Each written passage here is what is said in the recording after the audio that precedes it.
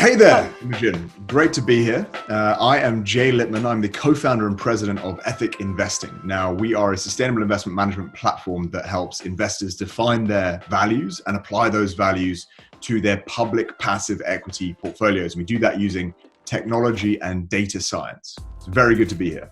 So how is Ethic doing during this global pandemic?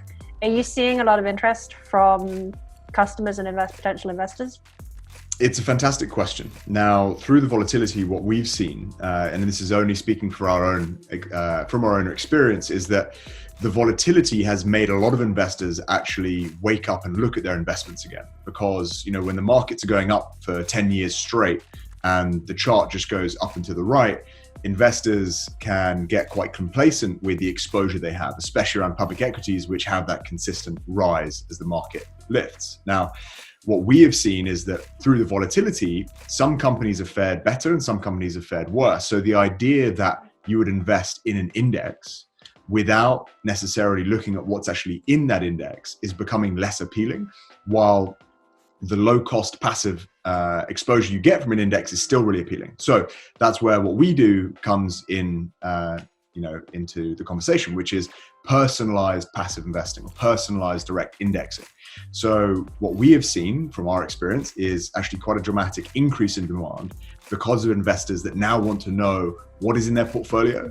And when they recognize the kind of companies that have actually been in there for a long time, whether that's companies that don't align with their values, companies with poor track records on the environmental side or the social side or the governance side, or whether it's companies that have just been consistently poor performing, they want to personalize that portfolio around something that is more reflective of who they are. And that's exactly what we do. So the demand has been really nice to see.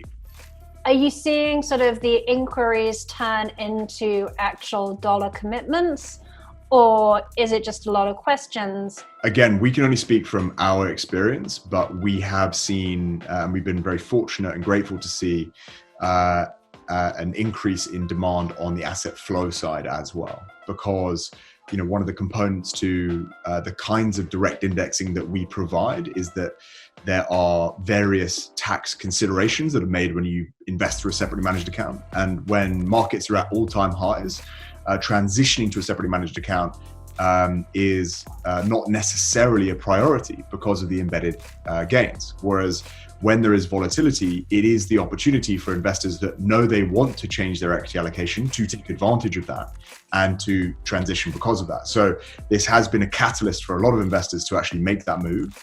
And we've been really, fortunate to be on the beneficial end of that. How have the Ethic portfolios performed relative to the overall market?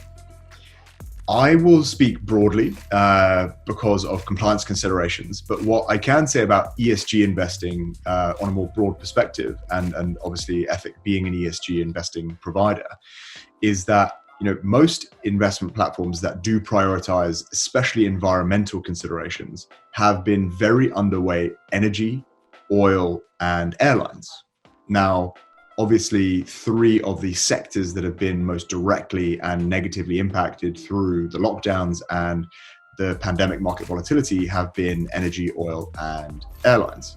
And as a result, being heavily underweighted the most negatively impacted sectors has provided a level of risk mitigation and risk insulation that means that ESG portfolios, generally, as we have seen, have been strong. And that's actually, I wouldn't say that's isolated to Ethic. I would say that this is a trend that ESG investing on the public equity side is seeing right now. So I have mixed feelings about that, right? I mean, on the one hand, I'm seeing a lot of people in this sort of ESG community point to those very facts and use it to say, look, ESG is working. And I get that, it definitely ties into the argument that sort of like, if you believe particularly that climate change is a long-term trend that we need to pay attention to, then, sort of fossil fuel free or low fossil fuel strategies do make sense and should outperform over time. On the other hand, I wonder, to what extent, aside from airlines, I wonder to what extent the outperformance has been driven by what is currently happening in the energy markets. What you're talking about is that is this an ESG indicator? Is this idiosyncratic risk that these portfolios have been the beneficiary of? Yes. Right? Well, that's what I'm asking.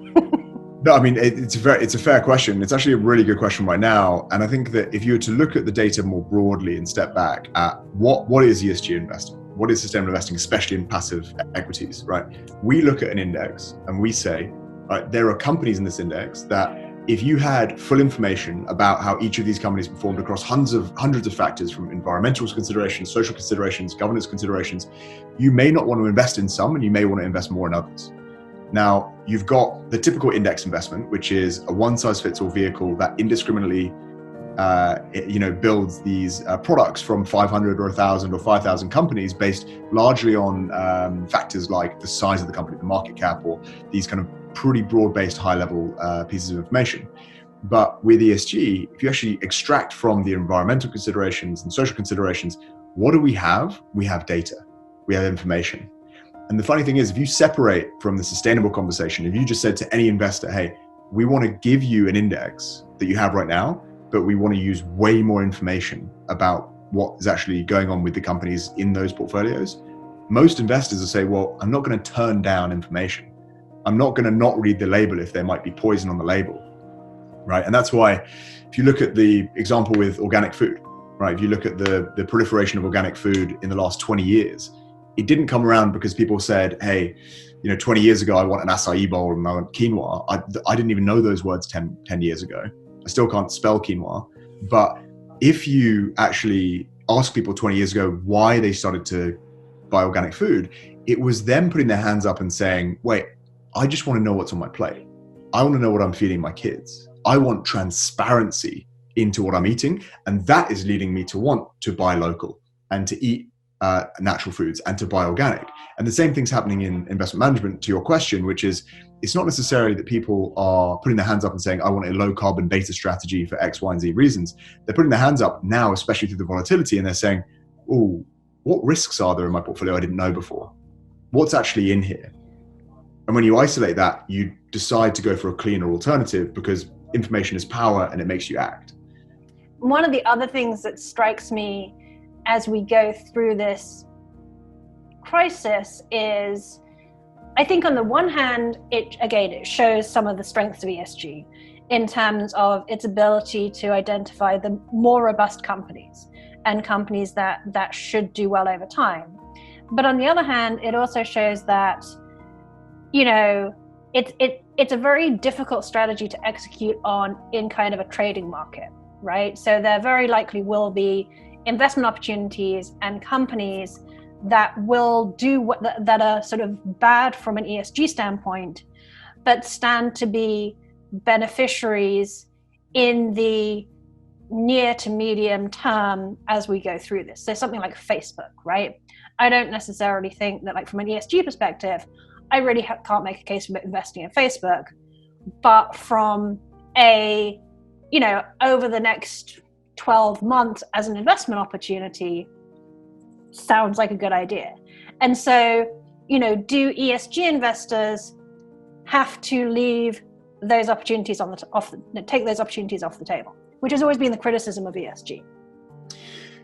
If you look at the kinds of investing that we create, right? We create these passive equity portfolios in an index capacity, and the vast majority of investors that are actually, putting money to work are investing for the really long term, right? These are people that are building their portfolios. These are either endowments, foundations, institutions, or they're individuals that are investing in their retirement accounts. Now, as a result, the time horizon isn't 12 months. It's not 10 years. It's 20 years, 30 years, 50 years. It's the legacy of capital they're going to be handing to their kids or to the next generations of the endowments. And because of that, ESG investing is a question of the very long term. And companies that may benefit in the short term from less, I want to be careful, but from certain activities that wouldn't score well around ESG, they may benefit for the next year.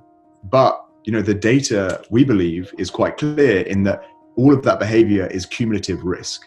and that risk catches up to you eventually. And we've seen this time and time and time again with a lot of examples. I won't give specific company examples here, but whether it is a producer of aircraft that had poor service and safety scores as a cost cutting, which was a component of having lower costs, but then that being a factor in the production of product and that having an impact on the governance side to the actual product itself. And, to your question, there are companies that are going to benefit in the next 12 months from this pandemic, but the behaviors that are non-sustainable, we believe will catch up to companies in the very long term. And that's what our investors are investing for. It's making a conscious choice to invest, obviously, differently. But in a sense, the last decade of underperformance on the part of active management underscores the reasoning behind making those kind of choices. Yes. Yeah. If I understand your question correctly, it's risk mitigation. Yeah. Right. It's using more data to understand the inherent risks that exist in portfolios that you didn't necessarily know before because you didn't have the data. It's going to be interesting to see how ESG evolves out of this crisis, and if it continues to be, how investors think about it. Some of the things that are going to really change through the lockdowns, the pandemics, the response to the pandemics, we're going to be in this situation for a long time. Now, the environmental side is one side in that, there's not as much of a focus on the climate conversation in, this current moment. We're speaking in May of 2020. That may be very different in June, but there is a lot of focus on the social side, worker protections, the fact that the majority of essential workers are women. What are the protections provided to those individuals? 34 million Americans don't have paid sick leave, right? 48 million Americans are essential and aren't being given the basic provisions for worker protections, whether it's PPE or distance between working. And, the social components are going to be a driver of an entirely different sustainable conversation. And as an institutional investor, we don't foresee a sudden about turn where a university endowment or a religious organization is suddenly going to say, you know what, we're actually going to take a short-term profit-seeking view, which may not even achieve more profit, at the direct contrary to the social factors that are the forefront of the conversation that we are being pressured to address. Because, as an organization, we purport to prioritize gender, equity, and diversity and inclusion, and the poverty and the provision and the protection of those most vulnerable. So we don't foresee there being an about turn with institutions deciding that they're going to suddenly not want to address these issues. Because I do think we're being forced to address questions like the future of work, how we think about who we value in our labor force and how we treat them, and does that then force a conversation in these investment offices about the real dislocation between how they are using their capital and what their values are? I would say that there's two main factors here that will, we think, accelerate the transition of these investors addressing this and transitioning assets to impact, which is number one, as it was actually said this morning on a panel I was on, we've had about 10 years of development in this space in the last 3 months, because a lot of these social issues, a lot of these environmental issues, the reality and the significance of these issues going unaddressed has just happened in the last 3 months in a really accelerated, hyperbolic fashion, right? Where you've had a pandemic, the world's shut down, you've seen the immediate environmental impacts, you've seen these massive social impacts, you're going to see even more systemic inequality. This is going to be even more of a part of the conversation for massive asset holders. And then the second part is that there's more data today than ever, and that data is continuing to proliferate. Data is an understanding of where the risks are and what the benefits can be. And as that becomes more available, you're going to have more investors drive assets towards the right companies versus the wrong companies.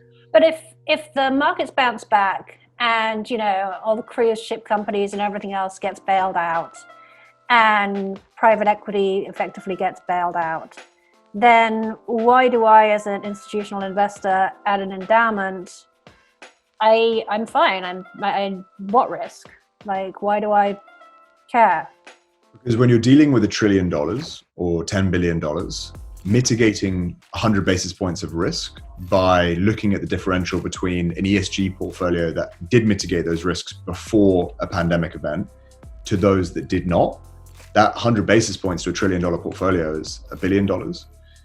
And so if you look at this kind of investing as a risk mitigant, then, understanding the kinds of risks you can mitigate or have been mitigated in ESG portfolios through this event, even if some of those risks are idiosyncratic to this specific pandemic, then investors, we believe, are better off actually trying to proactively mitigate those risks, because the scale of assets they're dealing with aren't 100 grand here or there, it's hundreds of millions or billions of dollars.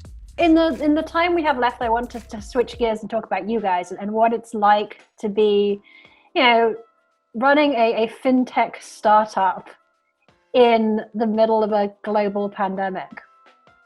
Is it all glamour all the time? All glamour, a lot of dried foods, a shocking amount of reading, which is good. But no, I mean, look, we're very fortunate. We're grateful that our team has maintained an incredibly high morale. Everyone has stayed mentally healthy. Everyone is trying to stay as physically healthy as they can.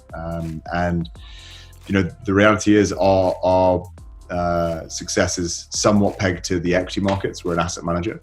And initially there was a pretty dramatic hit to the markets. But even with that, we saw a lot of inflows of assets. So we've been very fortunate not to see a complete standstill of business, as I know that a lot of other fintech businesses have. So we're just very grateful to be in the position that we are, with the team performing at the level that they are. So we're very lucky in many ways.